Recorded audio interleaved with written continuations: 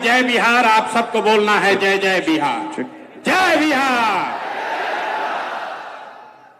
इतनी ही ताकत है क्या? आपने तो नाम हंसा दिया, जय बिहार। और ऊपर के लोग झारखंड में नहीं रहते हैं, आपको भी बोलना है जय बिहार, जय बिहार। शुक्रिया आपका सबका यहां समय निकाल कर आने के लिए। आप इस मशवरे के मजलिस में आप समय निकाल कर आए हैं, इसके लिए अपने भाई, अपने मित्र प्रशांत किशोर की ओर से आदाब स्वीकार कीजिए। ये मशवरे की महफिल मजलिस है, राजनीति का मजलिस नहीं है। मुसलमानों को मशवरे की जरूरत क्या है, क्यों इस मजलिस की जरूरत है, इसको समझने की बात है। आखिर इस मजलिस को क्यों आहूत किया गया है? हम तो गांव-गांव जाकर आपसे मिल ही रहे हैं, फिर आपको इतना कष्ट देकर आपके गांव से, आपके शहर से वापस यहां क्यों बुलाया गया है? ये इसलिए कि आज अगर किसी कौम को सबसे ज्यादा मशवरे की जरूरत है तो वो देश का, बिहार का मुसलमान है। ये बात हम खुद से नहीं कह रहे, ये पैगंबर साहब ने आपको बताया, जब आगे का रास्ता न दिखे, जब आगे का रास्ता न दिखे तो मशवरे में खैर है, मशवरे में खैर है। इसलिए आज आपको ये तकलीफ दी है, आपको यहां पर दावत दिया है, आपको बुलाया है।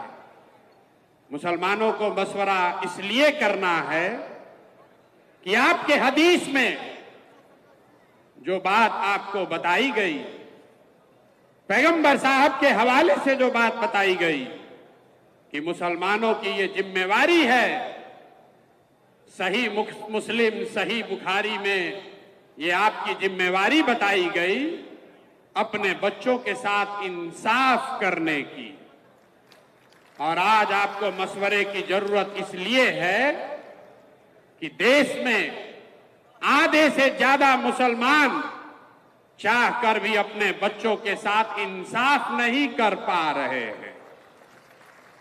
आपको ये आपके हदीस में बताया गया है, अपने बच्चों की तालीम की, तरबियत की, पढ़ाई की, परवरिश की आप वो नहीं कर पा रहे। तो मशवरा इसलिए करना है कि इस व्यवस्था को कैसे सुधारा जाए ताकि मुसलमान होने के नाते आप अपने बच्चों के साथ इंसाफ कर सकें। ये मशवरे की जरूरत इसलिए है कि आपके कुरान की जो पहली आयत है, इकरा बिस्मे रब्बिल कल्लजी खलक, उसका पहला शब्द इकरा, जिसका मतलब है पढ़ो, जिसका मतलब है पढ़ो। और आज आप वो कौम बन गए हैं जो देश का सबसे अनपढ़ कौम है। इसलिए आपको मशवरे की जरूरत है। आपको मशवरे की इस मजलिस में आने की इसलिए जरूरत है कि जिस कौम ने, आपके पुरखों ने अपने खून पसीने से इस देश की आजादी में, इस देश को बनाने में कुर्बानी दी, उसी देश के पार्लियामेंट में, उसी देश के पार्लियामेंट से ऐसे कानून बनाए जा रहे हैं जिससे मुसलमानों का एक बड़ा वर्ग अपने आप को असहज महसूस कर रहा है। उसी पार्लियामेंट से सीए एनआरसी का कानून बन गया, उसी पार्लियामेंट से वक्फ बोर्ड की नई कहानी लिखने की कोशिश की जा रही है। इसलिए यह मशवरे का वक्त है। मशवरे का कि इस मजलिस की जरूरत इसलिए है कि 20 करोड़ मुसलमान जिनको आप वोट नहीं देते हैं उसकी बात छोड़िए, कम से कम 10 करोड़ वोट जिसको आपने दिया है, जब कोई गरीब, लाचार, असहाय मुसलमान रोड पर भीड़ के द्वारा मार दिया जाता है, तो आपका 10 करोड़ वोट पाने वाले लोग, उसमें से 10 आदमी भी आपके साथ खड़ा नहीं होता है। इसलिए मशवरे की जरूरत है, इसलिए ये आज मजलिस बुलाई गई है, इसलिए ये मजलिस बुलाई गई है कि मिलकर मशवरा करके कोई ऐसा रास्ता निकालें कि इन बातों पर अमल किया जा सके। मैं प्रशांत किशोर आपका नेता नहीं हूं, मैं आपका रहनुमा न हूं, न होने का दावा करता हूं।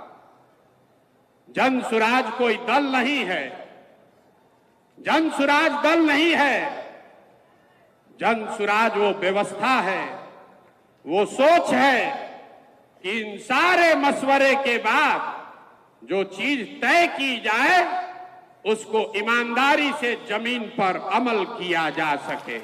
इसलिए आज आपको बुलाया है। मैं वही प्रशांत किशोर हूं जिसने नरेंद्र मोदी को 2014 में चुनाव जीतने में मदद किया था। उस नजरिए से यहां बैठे हुए बहुत सारे मुसलमान भाई ये कह सकते हैं कि जिस लड़के ने, जिस शख्स ने नरेंद्र मोदी की मदद की है, उसके साथ उसको अपना साथी बनाकर कैसे चले। बात तो ठीक है, मोदी को हमने बनाया नहीं है, लेकिन वहां पहुंचने में अपना कंधा जरूर लगाया है। लेकिन अगर आप मेरे परिचय का ये हिस्सा जानते हैं कि 2014 में हमने मोदी को जिताने में कंधा लगाया है, तो यहां बैठे हुए बहुत सारे शख्स ये भी जानते हैं कि 2015 से 2021 तक इस देश में मोदी और भाजपा जहां कहीं भी चुनाव हारे हैं, हराने वाला दल और नेता कोई भी हो, उन नेताओं और दलों के पीछे भी इसी प्रशांत किशोर ने कंधा लगाया है।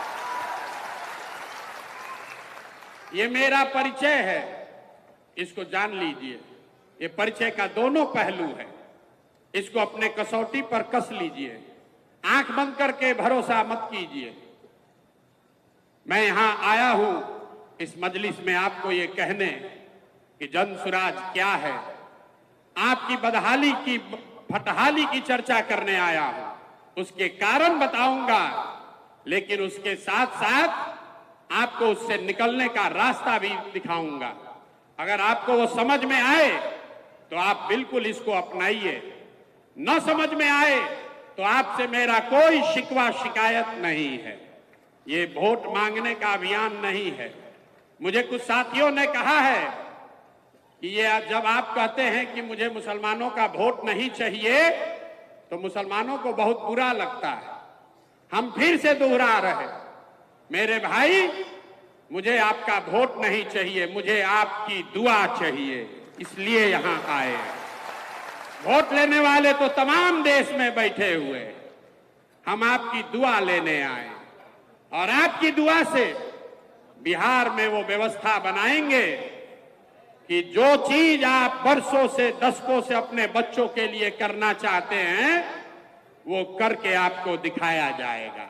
और एक और भरोसा रखिए, जो लोग भी प्रशांत किशोर को जानते हैं, अगर हमने आपकी मदद से, आपके दुआओं से बिहार में ये व्यवस्था बना दी, तो लिख के रखिए, ये बिहार से शुरू हो रहा है, लेकिन बिहार में रुकेगा नहीं, ये रुकने वाला नहीं है।